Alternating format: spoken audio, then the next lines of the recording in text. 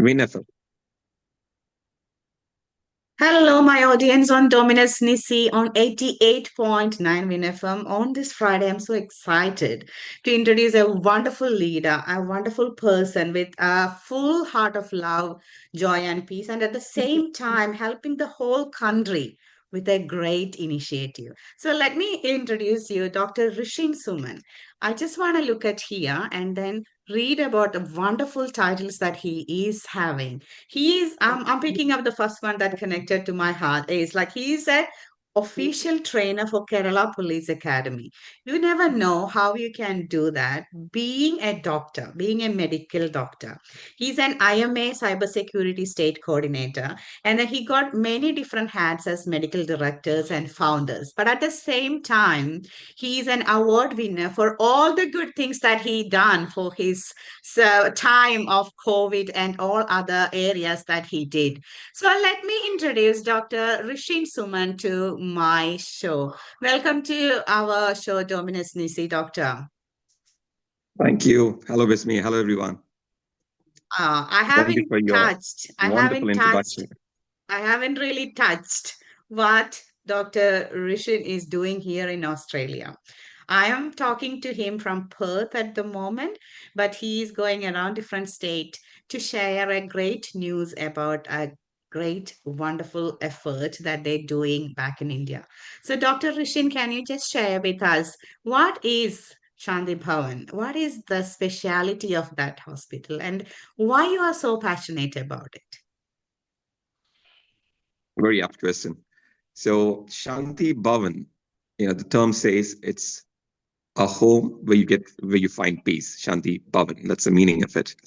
So, Shanti Bhavan Palliative Hospital, it began in 2014 when Father Joy Kutur, who is a priest of Thrissur Archdiocese, and the Franciscan Sisters of St. Clare, they got together on a mission to take care of the bedridden palliative patients. So, like every other palliative movement, they began as home care, but within 1 year, Father Joy and sisters came to a conclusion that home care was just not enough for people who required professional care, like you have a tube in your nose or a urinary tube, or you have a hole in your throat to breathe, like you call it tracheostomy. For Mhm. such people who need professional care, they envisage that they have to come up with a hospital project. And being a doctor, I think it's for the first time in the entire world that somebody has, had the guts to go find a hospital to encompass or to take care of the palliative patients.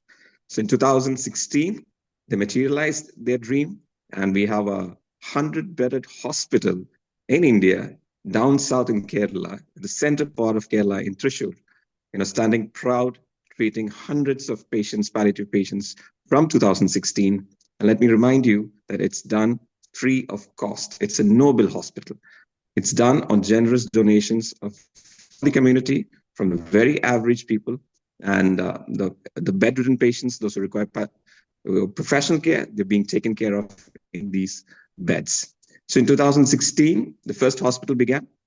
And then in 2018, we had more dialysis inquiries as compared to the Mhm. palliative patients because the palliative beds were full.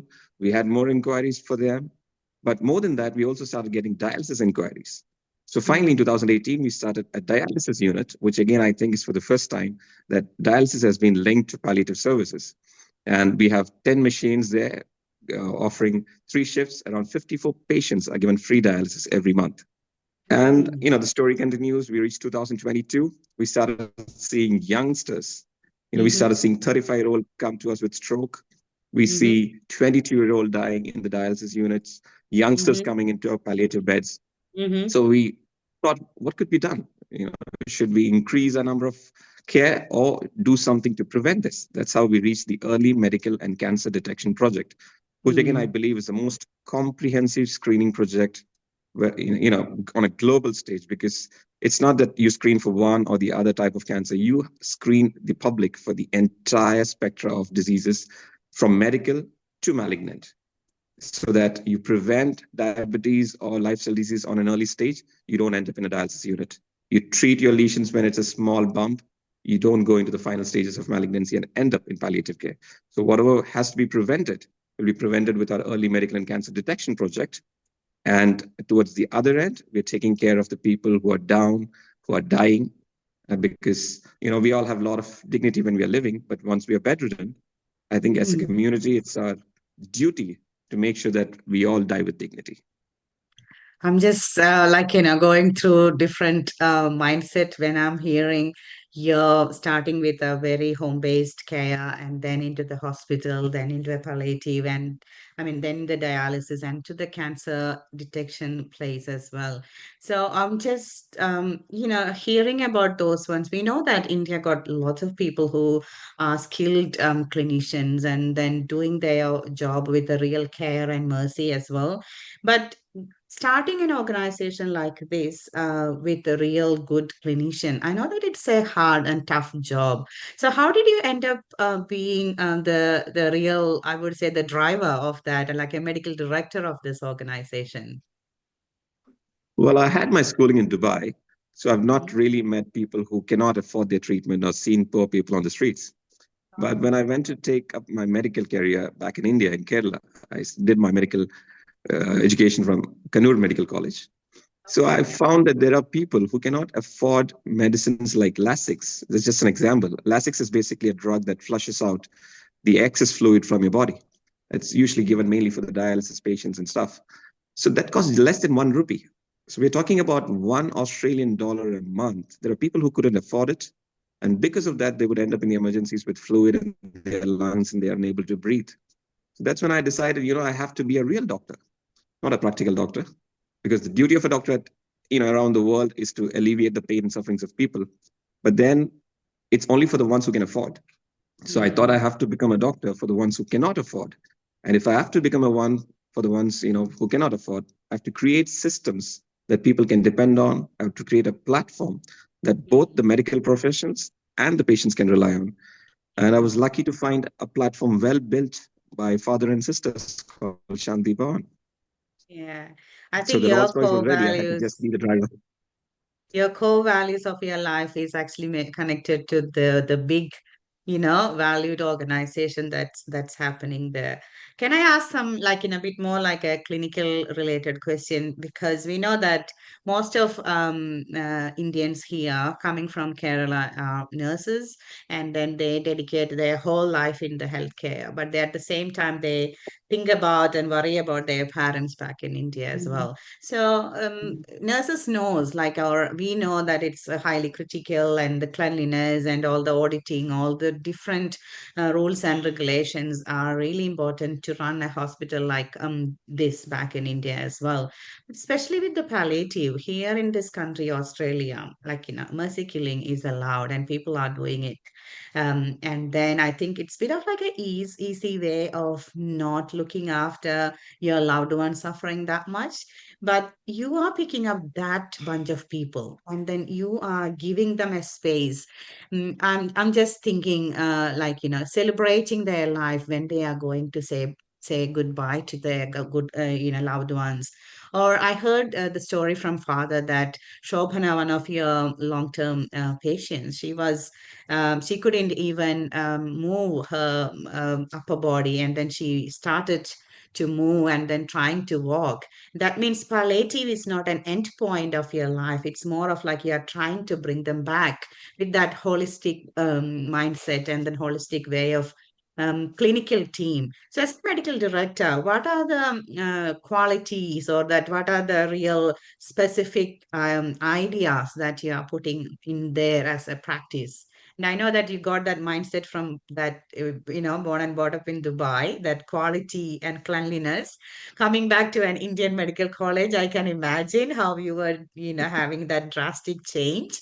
And then at the moment, then you are building or running a hospital with the high quality as well. So can you give me a bit of like your experience? How did you do those things in your life? Right. So first thing about, the quality and the cleanliness. Yes, usually we doubt that when we talk about something back in India or in Kerala. But as you rightly said, I'm used to the things that I've seen in Dubai. So I can only work or be accustomed in a surrounding which is very clean and which is very disciplined. And so you can just imagine, if father and sisters have actually built a full hospital to take care of palliative patients, you can imagine what level they've taken it to. So regarding the cleanliness and the discipline and the way it is conducted, it's just amazingly done. There has been not even one single patient who has developed a bed sore, a decubitus ulcer from the hospital in the past 9 years. So that shows the level of care that has been given, the cleanliness and the quality that has been provided. And yes, coming to the second part, very important point. Actually, I think the most important point of our discussion should be, we have something called euthanasia or mercy killing. I think we call it VAD over here, voluntary assisted dying. So let's take an example of ourselves. Say one day we are diagnosed with a life-limiting illness. The first thing would be we'll not be able to accept it. And when we finally accept it, if we have to push forward, we need to have hope in our lives. It's hope that pushes us forward. If we have our kids' marriage or something very important coming up, no matter you're with third or fourth stage cancer, you just want to live. So the hope is the most important factor. I wouldn't say euthanasia is totally wrong. I mean, there could be medical conditions which require it very, very less. I would say very less. But it all depends on how well you give the palliative services. Because if you come to a hospital and if you see our bedridden patients, there will be not even one who says, I want to die. Recently we had an event where the ministers and the state administrators were taking part. And I made 10 of the bedridden patients to deliver the vote of thanks. And they did it beautifully. Usually vote of thanks is something that nobody wants to say and nobody wants to hear. But that was one of the highlights of the event. So that is how you have to value life. It's all about valuing life. And I think we are slightly misinterpreting the meaning of freedom. Freedom shouldn't be freedom to take our lives. Freedom should be to live and let live. So that is the most important model that Shanti Bhavan is putting across. And that's, I think, exactly why UNESCO's IPP gave an International Humanitarian Award to Shanti Bhavan, to Father Joy. And they said, this has to be proliferated on a global stage. And that's exactly why we are here. Yeah, that's my next question because it's more of like, giving that dignity to the life. It's not like, oh, you are done, you're gonna dusted you. It's not like that. We say, giving that real value of the life that you have done on this earth, and then you are doing that beautifully. I heard that more than 700 souls got goodbye with that real dignity and then loved by your clinicians and then people around that hospital. That's an amazing outcome, I would say, because as a Christian, I totally believe that if you can love that soul and then giving that love to them and showcasing that you are showcasing Jesus' real love through you. So as a mission, it's doing amazing thing. As a clinical perspective, you are helping people to come back to life if that's possible. So it's a mix of things that you are doing over there. And then you mentioned that UNESCO's award as well. So I'm wondering, can you give us a glimpse of your idea how we can bring that special initiative in here, Australia, and what's the plans for that? Yeah, so as you rightly understood, we have an integrated approach. We always say a holistic approach, but we do it in practice. So it's not just the palliative patients that we take care of. We make sure that the palliative patients live and live with hope. So that is a different system from whatever has been already, being practiced on a global stage. So what we are trying to do is we are combining short-term and long-term palliative care together. And in India, what we have done is we have a retirement home connected to this. So usually when you're aged, your first priority is what am I going to do in a retirement home? When you're in a retirement home, what will I do if I fall sick? Who is going to take care of me? So finally, you're scared to the point that you feel, okay, let me end my life. That's the best thing to do. So if we need to stop all that, we have to be, in that alignment from when we're getting aged. We should have a good community that has come up with a good retirement home. And connected to that, we should have a palliative service, which could be short-term and long-term. So if you come to Shanti Bhavan in Kerala, you can see the elders in the retirement home come be with the palliative patients at least 1 hour every day. For a bedridden patient, the presence is life. You give your presence, they have the energy to live more. And the elders, they are happy that if tomorrow they be in that situation, they'll be taken care of beautifully. So that is how, you have to give and take and bring that concept forward. So that's what Shanti Bhavan is looking to, because there are beautiful systems already in place in Australia. So what we are planning for is an integrated approach where we have a retirement home clubbed with a short-term and long-term palliative care. So this Mm. could be a model that could be replicated. Yeah, that's a great initiative, because we know that the system here, old age care system is there established here in Australia, but everybody's scared to go there, because you know that if you go, you will be ending up in that four walls, and then you can't even see your family, because the COVID responses that we had in the old age homes, it's real scare, because you couldn't even see your loved ones, and they cremated them without even having a proper goodbye. And then we know that with this world going like this, we can have a different pandemic or anything, but we need to have a system where our loved ones are cared, and then we can at least have a connection while they having their last years of our life. So I would really recommend this as a great initiative to integrate the old age home and to this palliative care together. And then we know that in all these different palliative cares in these hospitals, we have some pastoral care workers, psychologists, and then lifestyle workers, and then even helping the family. So, are you doing something similar to the families who are the patients over there, or is there any specific, recommendations or treatments or support that you're doing to the family as well? Yes, yes, definitely. Because see, the term palliative itself, it's a holistic approach. It's not purely medical. Definitely, it has its own medical side, the professional side, but it's more about psychosocial and spiritual.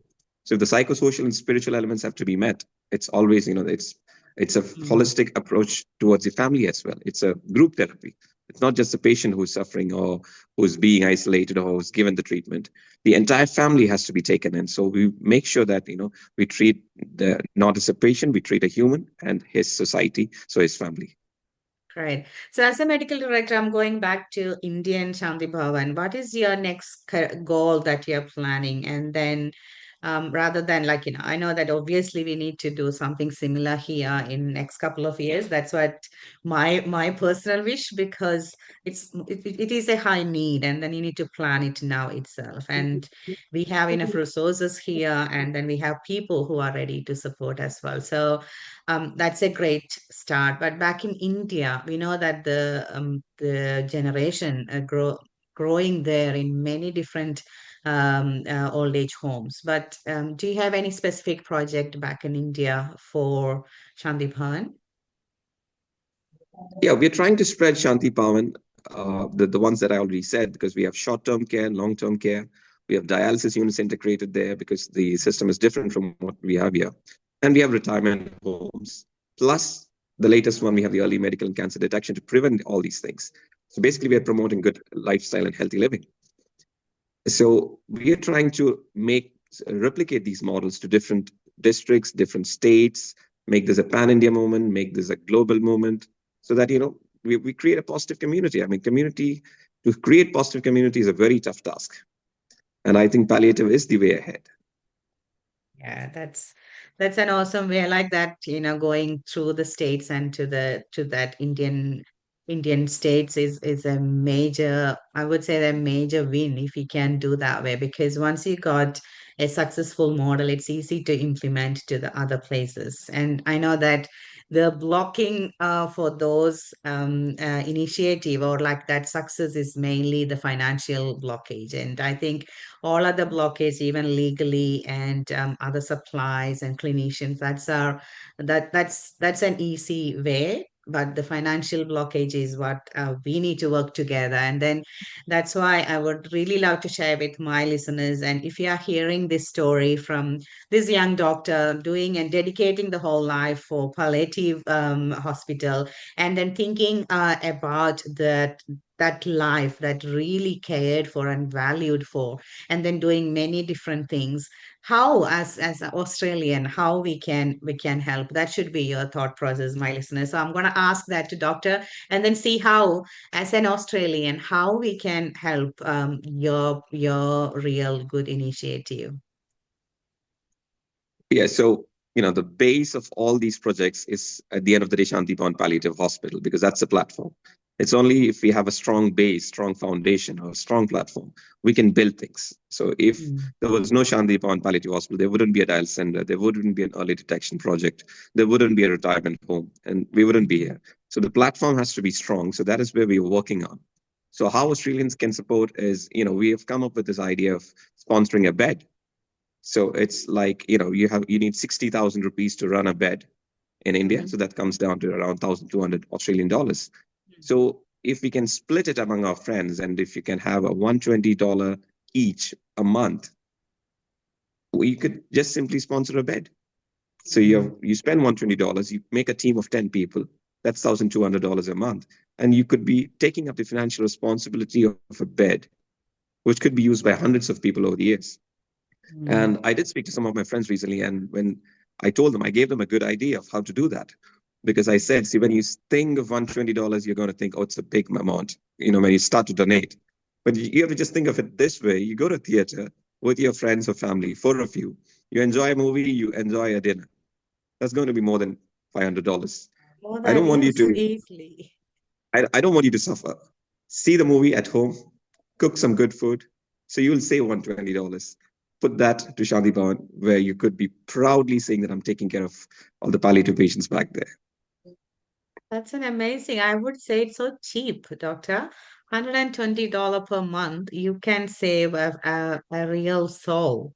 And it's not a big money for an average Melbourne Malayalis, I would say, because yeah, we know that we are living in a very expensive world, but still, 120 per month, it's a very achievable target that we can do.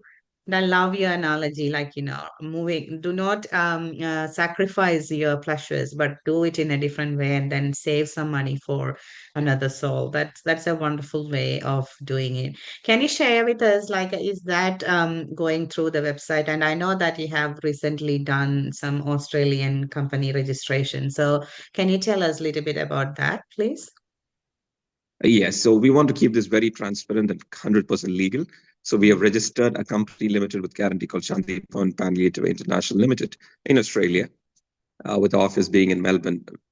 So, all the donations will be through a digital link, and it will be to a Commonwealth Bank account in Australia. And from here, it will be transferred to the Indian account, which has an FCRA, which means the credibility to receive foreign funds. So, this is between two countries. So we need this to be going ahead a very long time. So we have done our best to make it most transparent and 100% legal. That's great.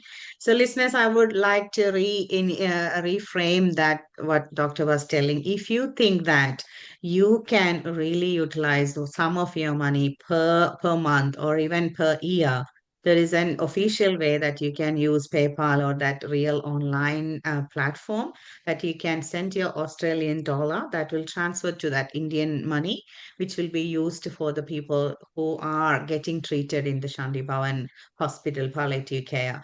And then soon, maybe in a couple of years' time, we will be serving or supporting similar hospitals in Melbourne or in Perth or wherever the place that God is showing you to start something real initiative. So that's real encouragement, doctor. We can see that you are a very skilled and blessed, like in a gifted doctor. You have that medical vision, and at the same time you have good heart to spend your time and energy for other people, and especially for this palliative world, and working together with father, roaming around, and then I would say, like, showcasing what you are doing and then getting all this support from the whole people around the world.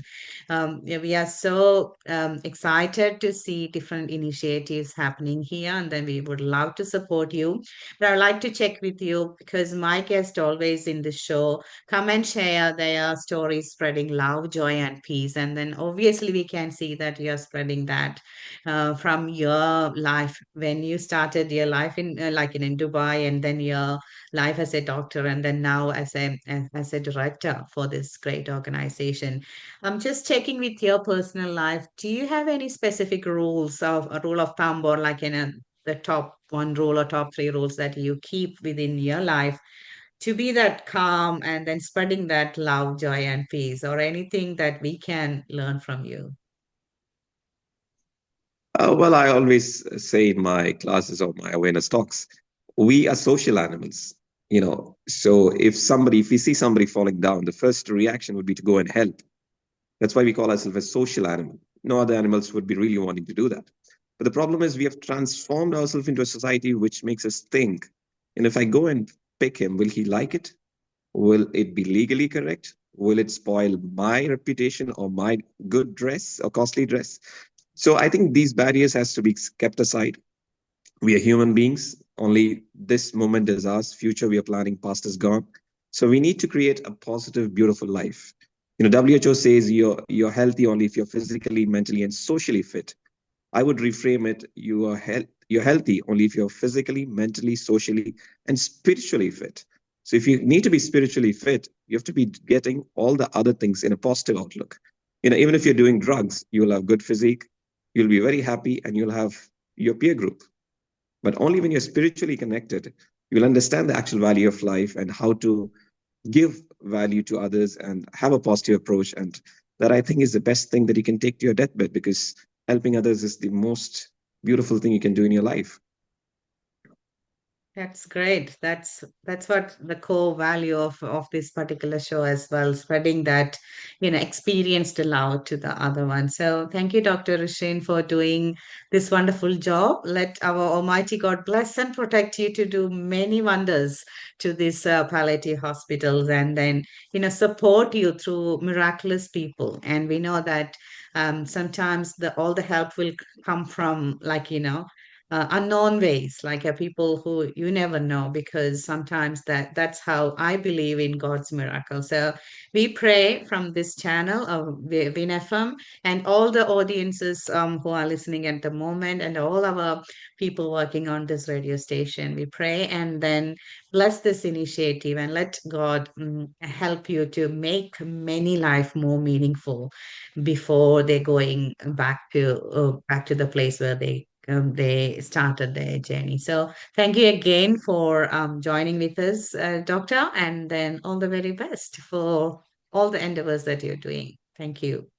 Thank you, Bismi. Thank you, listeners, for your patient listening. And, you know, let's realize that material things, joy you get from them, are very short lived. The most enjoyable thing in life is helping someone during their vulnerable times. Let's all get together, create a world that is beautiful to live and die. Thank you. Thank you.